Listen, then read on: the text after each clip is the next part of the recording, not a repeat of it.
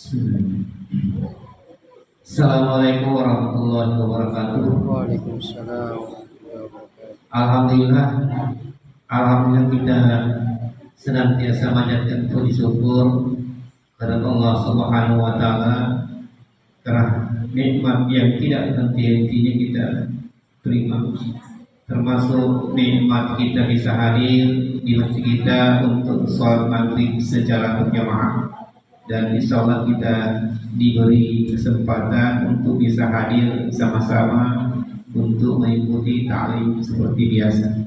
Salawat dan salam juga senantiasa kita kirimkan ke junjungan kita Nabi Allah Muhammad Sallallahu Alaihi Wasallam, kepada keluarga beliau, sahabat-sahabat beliau, dan pengikut-pengikut beliau yang senantiasa istiqomah di jalannya. Alhamdulillah, seperti biasa di ahad pertama di setiap bulannya kita ketemu Ustaz kita. Ustaz sehat Ustaz? Alhamdulillah. Jadi setiap hari ahad pertama membahas ada mufrad insyaallah. Jadi seperti biasa Ustaz di akhir sesi ada kesempatan kepada jemaah untuk bertanya. Ya mungkin ada kaitannya atau mungkin tidak ada kaitannya yang dibahas pada malam ini. Insyaallah mudah nanti diberi kesempatan sekitar 15 menit atau 20 menit sebelum salat isya insyaallah. Kepada Ustaz.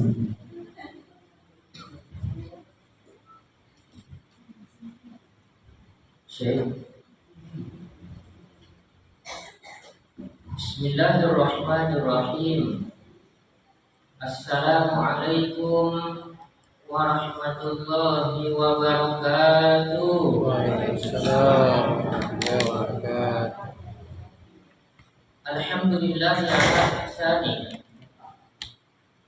wa syukru lahu ala taufiqihi wa amtinani, wa ashhadu an la ilaha illallah wahdahu la syarika lah ta'ziman li sya'ni, wa ashhadu anna Muhammadan abduhu wa rasuluhu ad-da'i ila al-wali sallallahu alaihi wa ala alihi wa ashabihi wa ikhwani, amma ba'd. Alhamdulillah, jamaah Masjid Wais Al-Qarni, Bapak Ibu yang baik hatinya rahimahumullahu ta'ala, kembali kita bersyukur kepada Allah Subhanahu wa ta'ala yang kembali memudahkan kita untuk bisa berada di taman dari taman-taman surga, yaitu bermajelis ilmu. Jadikanlah majelis ilmu ini salah satu amalan unggulan kita. Semoga taman surga di dunia ini nanti berlanjut di taman surga yang ada di akhirat. Allahumma amin. Jemaah yang dirahmati Allah Subhanahu wa taala, kembali kita lanjutkan bagian rutin kita setiap bulan pekan pertama. Kita mengkaji kupas sebuah kitab yang sangat berkah, sangat berdaging, dengan judul kitab Al-Adabul Mufrad yang dikarang oleh Al-Imam Al-Bukhari rahimahullahu ta'ala. Di pertemuan sebelumnya kita sudah menurunkan hadis dari Nabi Shallallahu Alaihi Wasallam dari sahabat Abdullah bin Umar radhiyallahu ta'ala anhuma. Nabi Shallallahu Alaihi Wasallam bersabda, ridha Rabbi fi ridol walidi, wasakhatur Rabbi fi sakhatil walidi. Ridho Allah tergantung pada ridho orang tua. Ridho Allah tergantung pada ridhonya orang tua tak. Dan murka Allah, marahnya Allah tergantung pada murkanya, tergantung pada marahnya orang tua tak. Di pertemuan sebelumnya kita sudah mengambil, kita sudah petik beberapa pelajaran dari hadis yang mulia ini. Pada malam hari ini kita akan petik sebuah faedah pelajaran yang akan kita ambil, yaitu bahwasanya ridho orang tua, senangnya orang tua kepada anaknya itu merupakan salah satu sebab terkabulkannya doa si anak. Kalau Allah yang ridho sama kita, Bapak Ibu, kalau Allah yang senang pada kita, maka itu diantara sebab dikabulkannya doa-doa kita. Ya, karena ridhonya Allah ini tergantung juga pada ridho orang tua. Ya, bagaimana caranya si anak agar orang tua senang padanya? Tentu kita berusaha ya mengucapkan ucapan-ucapan yang baik, ucapan-ucapan yang mulia, beradab yang mulia, berakhlak yang mulia kepada kedua orang tua kita. Jadi para ulama menjadikan ridho orang tua itu merupakan salah satu sebab terkabulkannya doa si anak. Ini berdasarkan sabda Nabi Shallallahu Alaihi Wasallam yang dipetik dari kisah seorang tabi'in. Kisah seorang tabi'in yang bernama Uwais Al-Qarni. Jadi kebetulan Pak Haji, nama masjid kita ini Masjid Uwais Al-Qarni. Ternyata Uwais Al-Qarni ini salah satu nama tabi'in. Tabi'in itu adalah muridnya sahabatnya Nabi. Binaannya sahabatnya Nabi Shallallahu Alaihi Wasallam. Pertanyaannya, apa itu tabi'in? Biasa kita dengar kata ini tabi'in. Tabi'in tadi orang-orang yang tidak pernah bertemu Nabi. Ya, tapi pernah bertemu dengan setidaknya seorang sahabatnya Nabi. Itu tabi'in Pak, Bu. Jadi dia orang yang tidak pernah ketemu Nabi, ya, tapi pernah bertemu dengan setidaknya seorang sahabat Nabi. Di antaranya ini adalah Uwais Al-Qarni. Ya. Secara bahasa, Uwais artinya pemberian. Adapun Al-Qarni artinya penghuni langit. Jadi pemberian penghuni langit. Jadi Uwais bertuanna pemberian. Adapun Al-Qarni artinya penghuni langit. Nah, dan sebaik-baik tabi'in kata para ulama adalah Uwais Al-Qarni ini. Ya, sedikit kita bacakan tentang biografi singkat beliau. Jadi nama aslinya sebenarnya Uwais bin Amir Al-Qarni. Uwais bin Amir Al-Qarni. Ya, ada juga yang membaca Al-Qarni. Ada yang membaca Al-Qarni, ada juga Al-Qarni.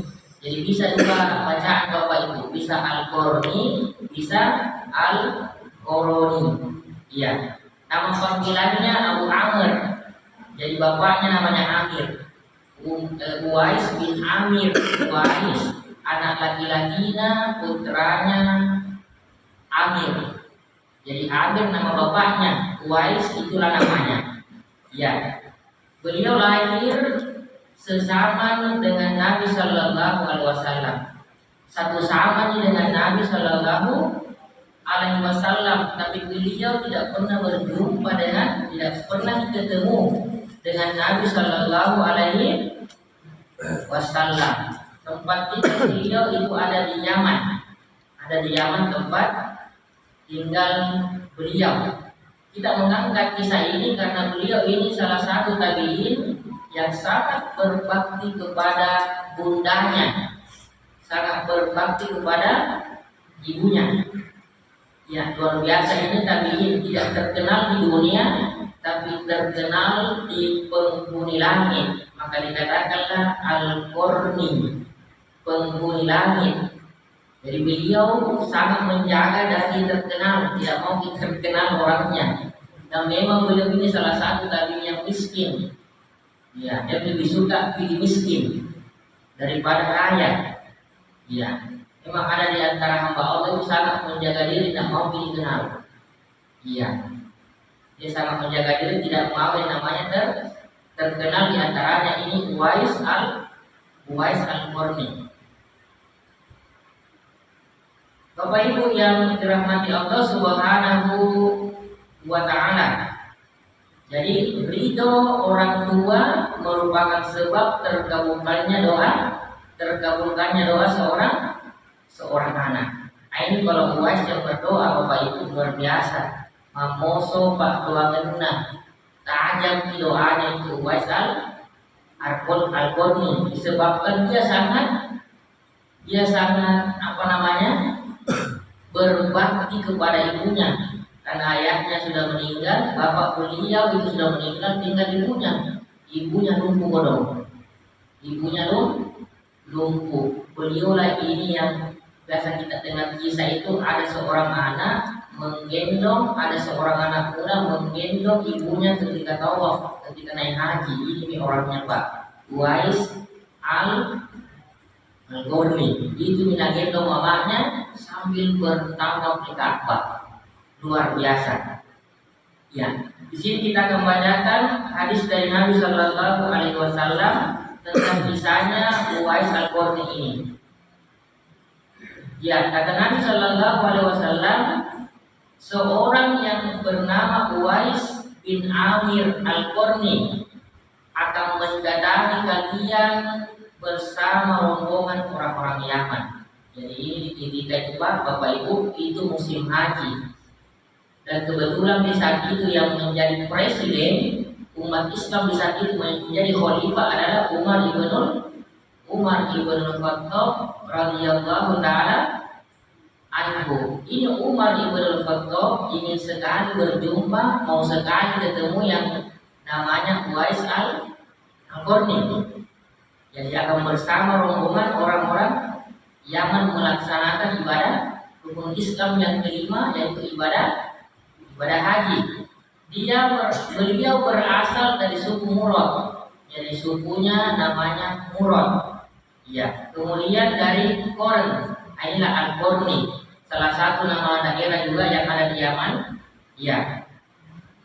Dulu beliau Uwais ini memiliki penyakit kulit. Jadi beliau ini mengalami penyakit kulit. Ya. Semacam kusta. Ya, jadi beliau Uwais ada penyakitnya. Penyakitnya apa Bapak Ibu? Kulitnya yang bermasalah.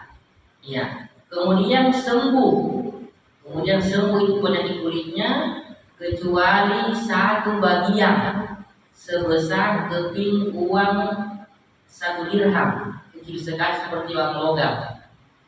Yang lainnya sembuh dari kulitnya, tapi masih ada sedikit yang putih-putih. Itu berada di lengan beliau. Nanti kita bacakan kenapa bisa seperti itu.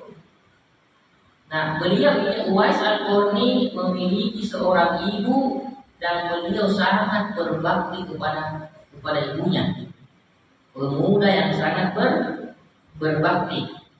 Seandainya Uwais meminta kepada Allah, ini Nabi yang bilang Bapak Ibu ya, seandainya ini Uwais pemuda ini minta kepada Allah, maka akan dikabulkan permintaannya, dikabulkan doanya.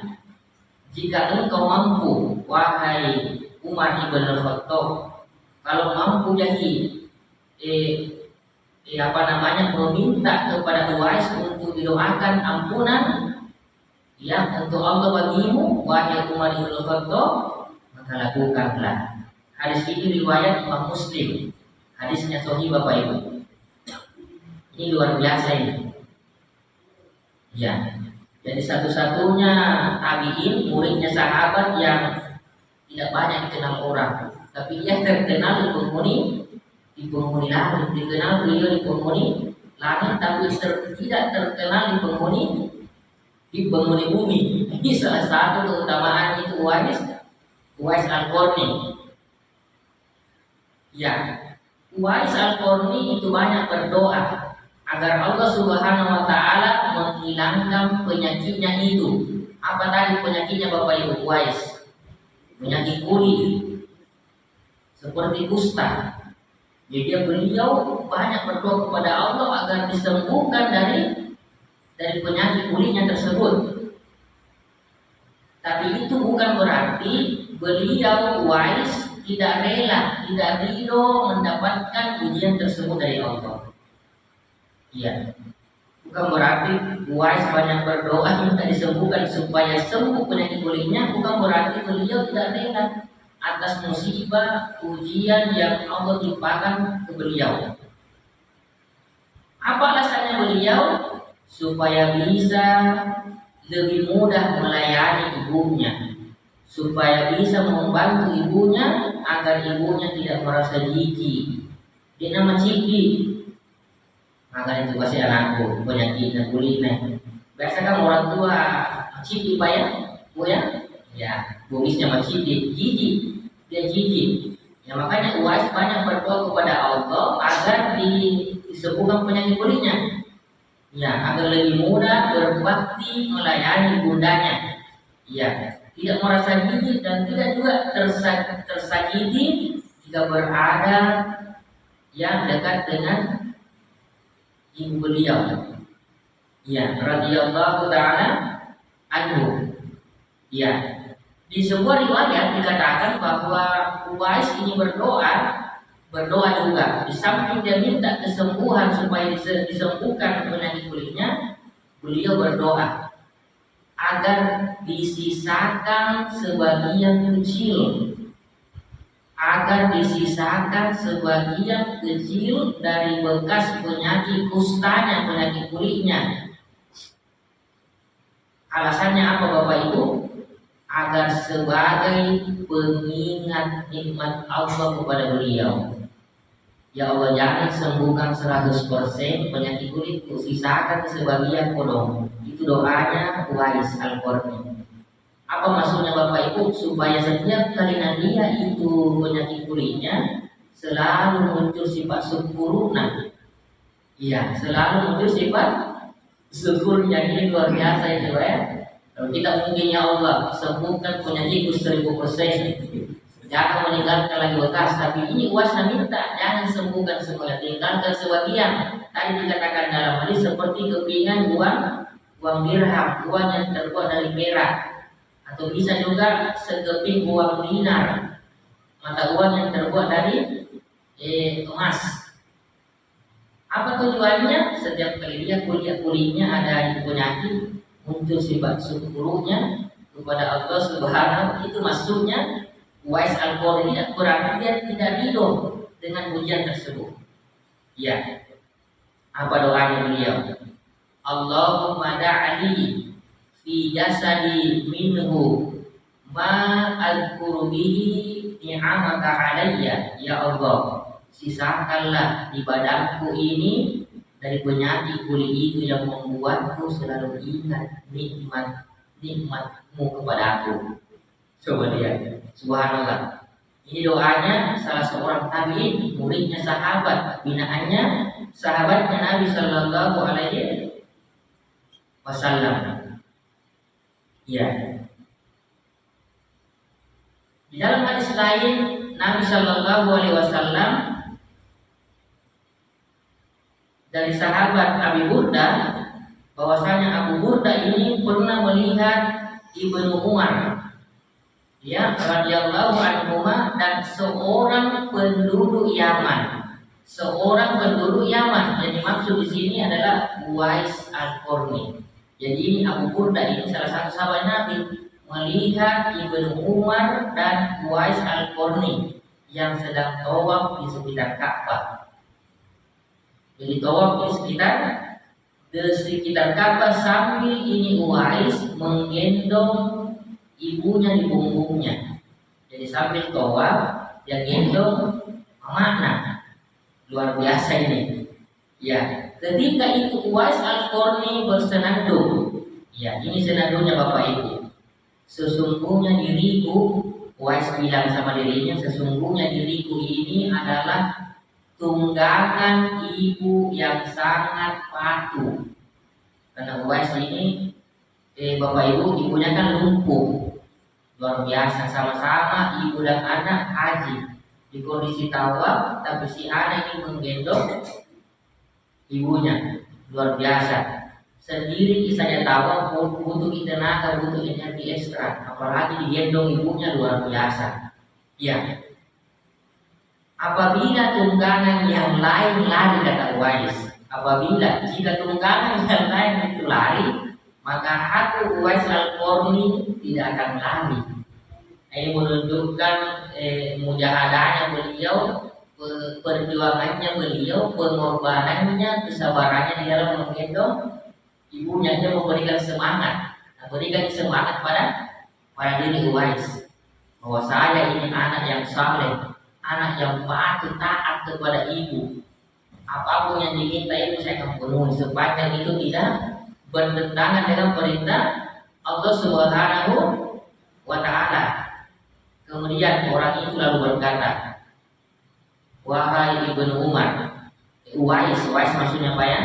Bapak Ibu, Uwais boleh bilang, wahai Ibnu Umar, kan ada topi di situ Ibnu Umar bersama tawaf di Ka'bah. Wahai Ibnu Umar, apakah aku telah membalas budi kepada ibuku? Karena ku gendong ini Ibnu Umar, ku gendong ibuku, tahu gak sama-sama? Apakah saya ini sudah membalas jasa-jasanya, budi baiknya ibu kepadaku? Itu pertanyaannya Uwais ke salah seorang sahabat Ibnu Umar ini. Apa jawabannya Ibnu Umar, Bapak Ibu? Belum bi. Padahal Uwais sudah gendong ibunya. Subhanallah. Apa jawabannya? Belum Pak, belum. Kau belum balas itu baik budinya ibumu kepadamu. Kemudian itu Umar lanjut. Walaupun setarik nafas yang dia keluarkan ketika melahirkan, belum balas ibumu, walaupun setarik nafas yang ibumu keluarkan ketika melahirkan, wahai Uwais.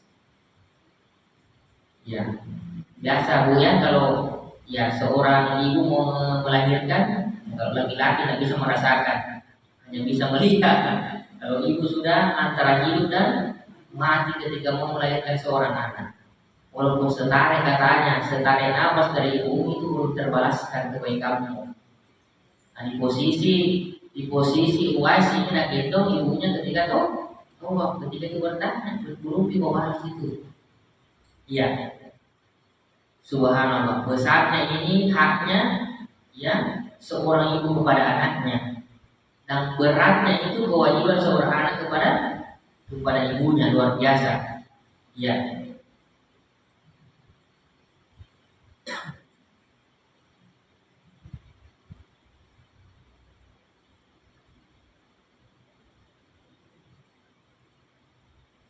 Ya.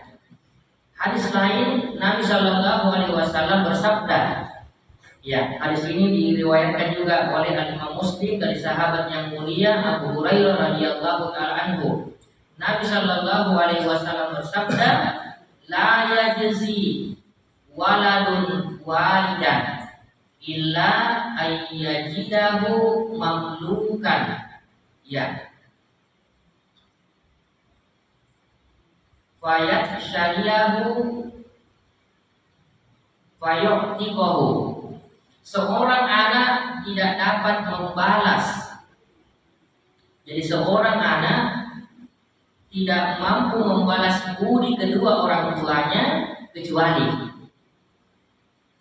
Ya, ini kata Nabi Shallallahu Alaihi Wasallam, Bapak Ibu, seorang anak itu tidak bisa membalas budi kedua orang tuanya kecuali.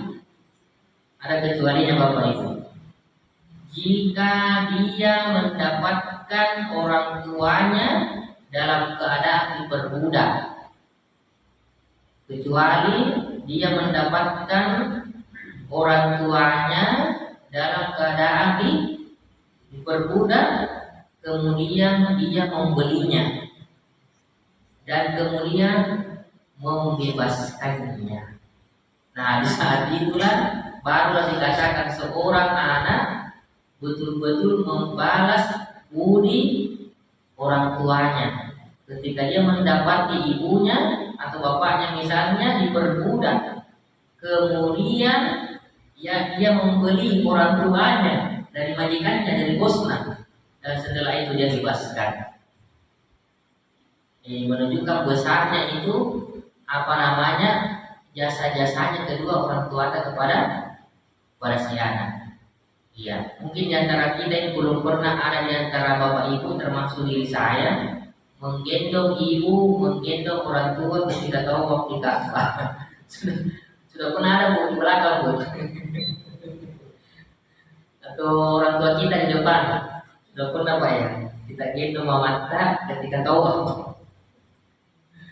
Jadi belum bisa berapa ini perbuatan baik kepada kedua orang tua. Karena Aisyah dia sudah gendong ibunya, bertanya ke seorang sahabat namanya Ibnu Umar, bilang sudah ke saya membalas budinya ini mamaku. Karena aku gendong ketika saya tawaf. Bilang belum di. Walaupun dikatakan setarik nafas ibumu ketika mau melahirkan, belum kemana sih itu setarik nafas. Subhanallah.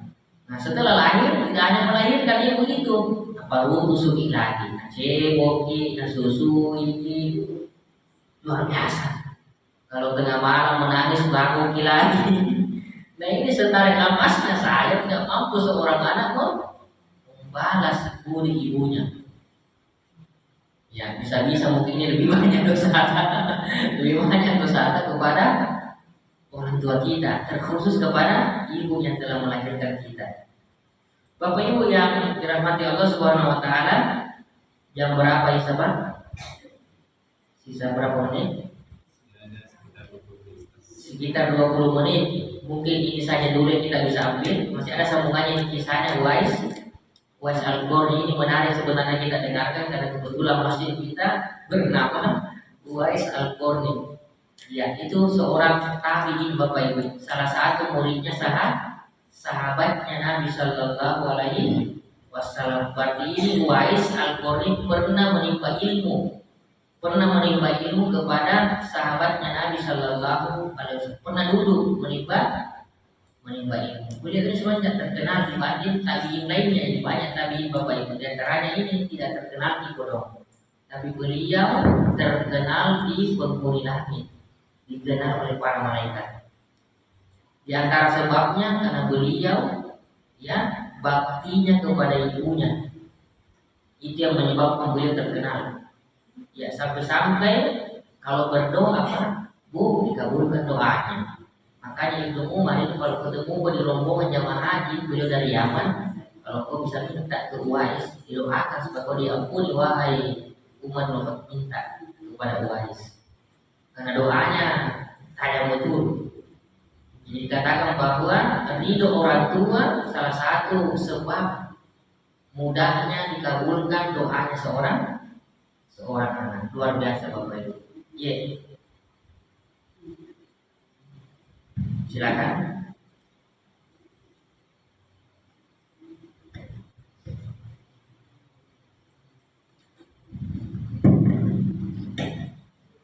Saya singkat saja Ustaz.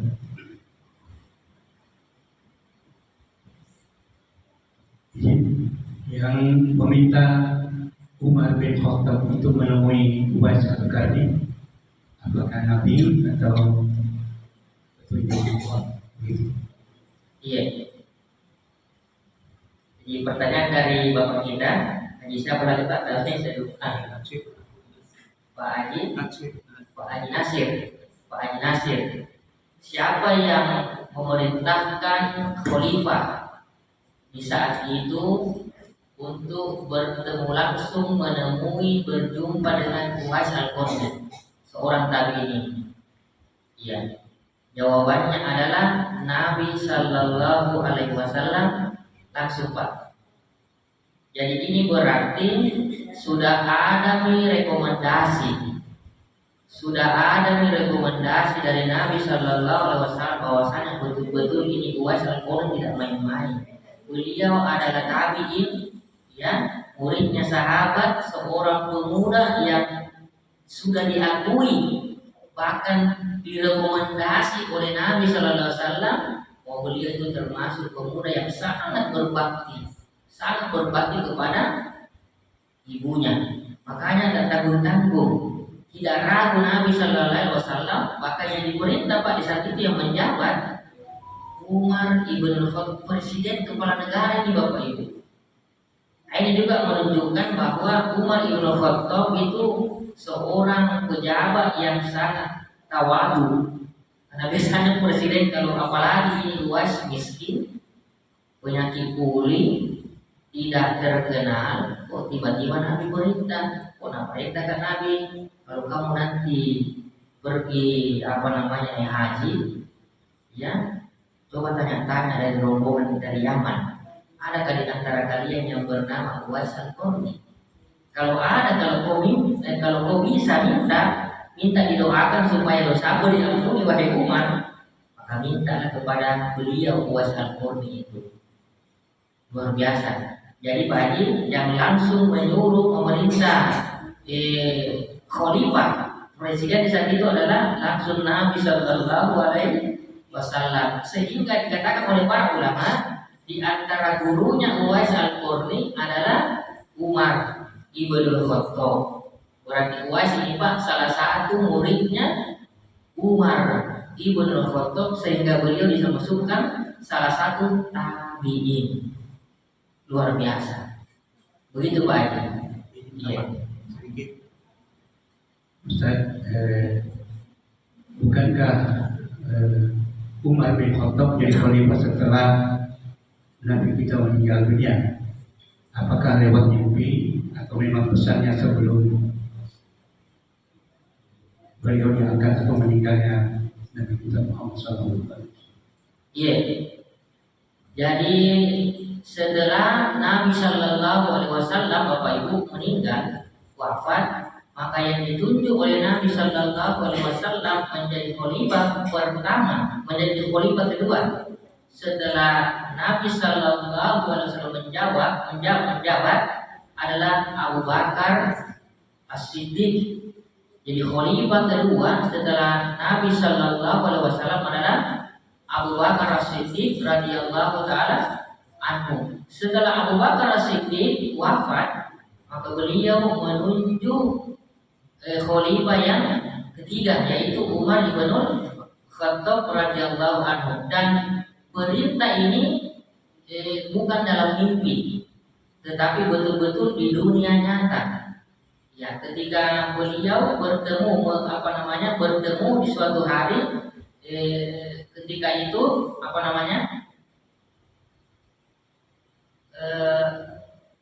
dikatakan di sini ya. Iya, khalifah setelah Nabi Shallallahu Alaihi Wasallam adalah Abu Bakar As-Siddiq pada. Iya. Oh iya, belum menjabat ini. Berarti ada kesalahan di sini nih, karena saya ambil dari Google ini ternyata tidak sempat diedit mungkin ini. Ya betul Pak Haji. Ya terima kasih pertanyaannya. Ya belum menjabat, beliau masih sebatas sahabat. Berarti yang menjabat ketika itu masih Abu Bakar As-Siddiq. Makanya muncul dari Pak Haji pertanyaan apakah itu di dalam mimpi, karena ternyata belum menjabat. Ya baru saya terpikirkan, ya terima kasih banyak. Ya dari beliau tetap berstatus sahabat. Ya jadi beliau diperintahkan oleh Nabi Shallallahu Alaihi Wasallam bertemu langsung ketika musim haji. Begitu Pak Haji. Ya jadi bukan dalam mimpi. Ya, dan beliau ternyata belum menjabat. Ada kesalahan di dalam ini. Saya copas dari ada artikel di Google, saya copas ternyata ada kesalahan Pak ya. Iya. Mungkin ada yang lain dari jamaah Ibu di belakang, ada yang mau diperjelas bagian apa yang disampaikan Ustaz pada malam ini, atau ada hal-hal lain yang perlu ditanyakan? Silakan.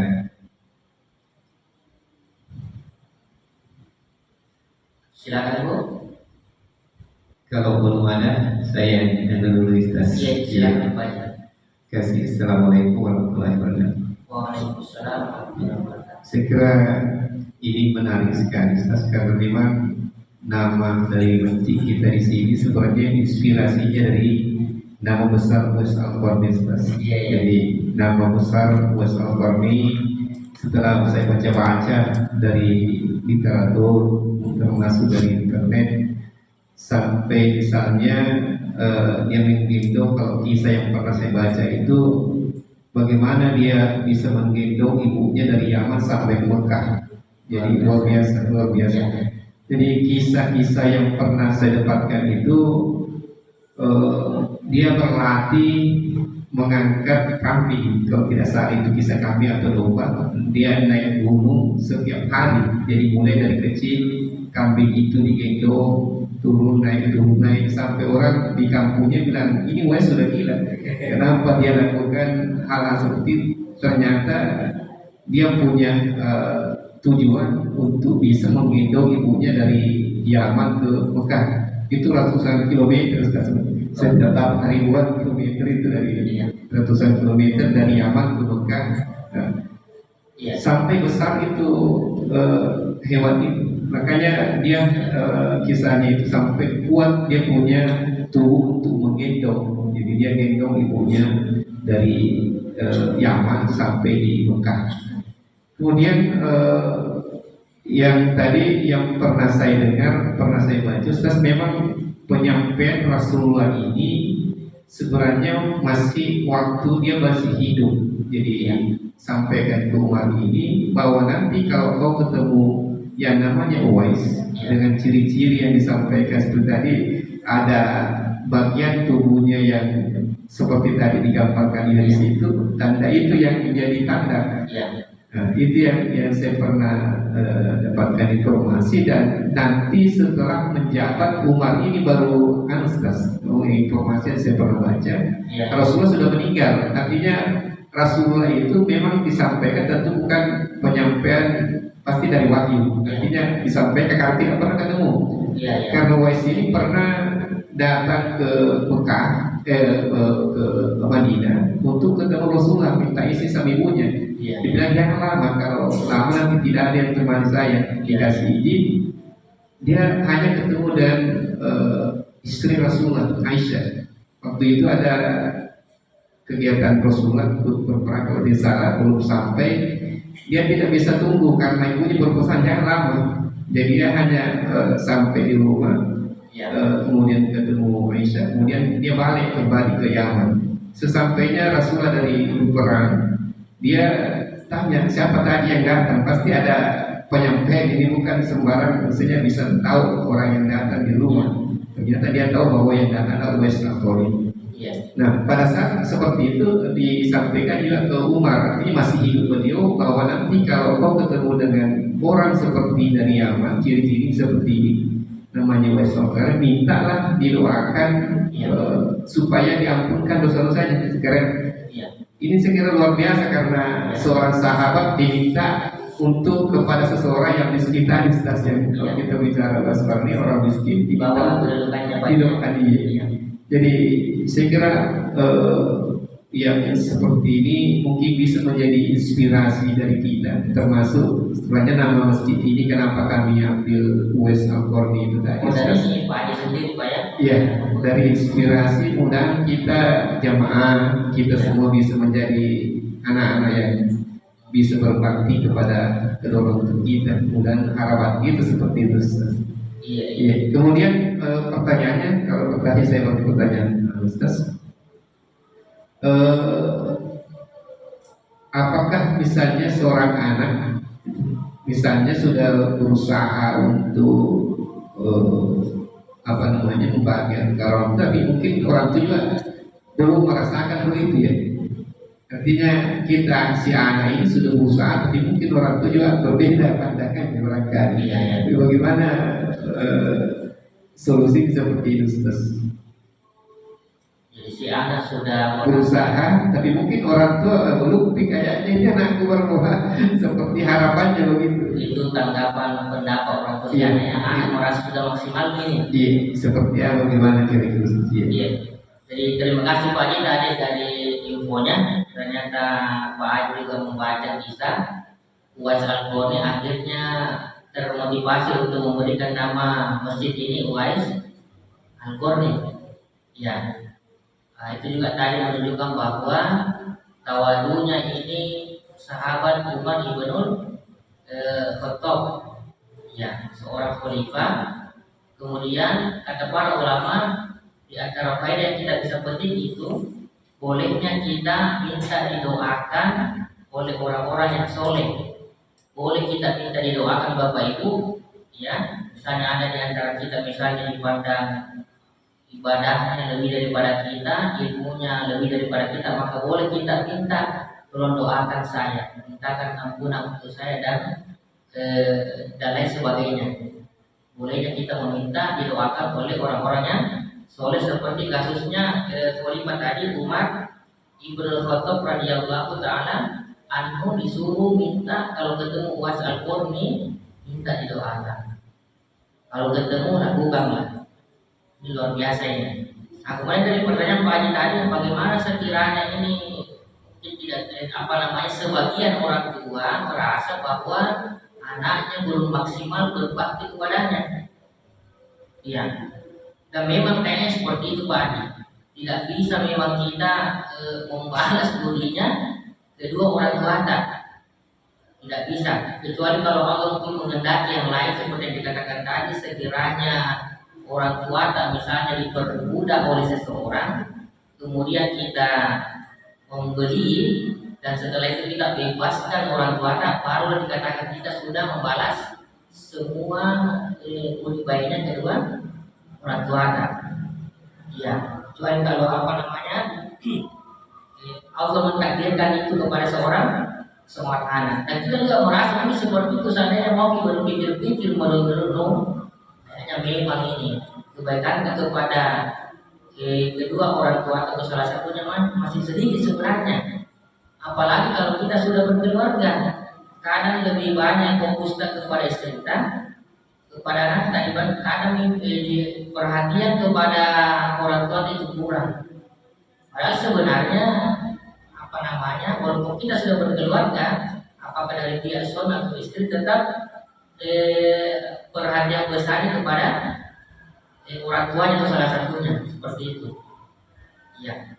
Dan sebagai orang tua kan tentunya sebenarnya tidak mau dia minta supaya anaknya itu mau dibalas baiknya. Cukuplah Allah Subhanahu Wa Taala yang wakafa billahi syahida. Cukuplah Allah itu menjadi saksi.